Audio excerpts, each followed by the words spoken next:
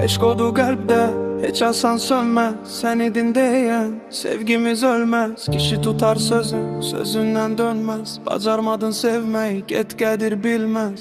Korkaklar kaçmağı seçerler ancak cesaret gerektir sevmeye korkak. Elbet ki yolumuz karşılaşacak. Sana yaraşanı edirsen ancak. Kalmadı evvelki duygularımız, yandı küle döndü sevgi bağımız. Senin sayendedir kül olmağımız, koptu ebedilik sevgi bağımız. Ne aktarak ne de danışak, ümidde kalmadı barışak.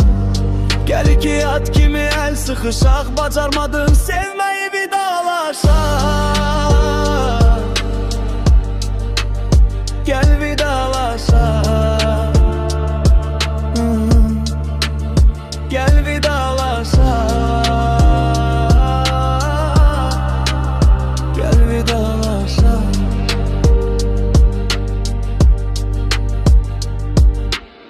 Kenardan izledim acımı gansız, seven de olardı belə duyarsız. Yokluğum etmedi seni rahatsız, bir de sevirem deyir arsız arsız. Kuşlar da uçmaz tek kanatla, yaramı sarmadın tek hayatta.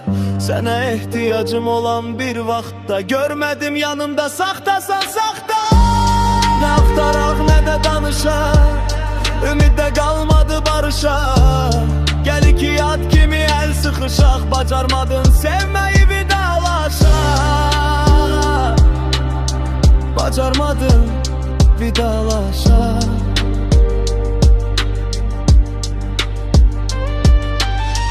Ne ürək unudar yaralandığın, ne gözler bağışlar aldadıldığın. Bitirdi sevgimi unutkanlığın, ayrılık kapıda vida vaktıdır.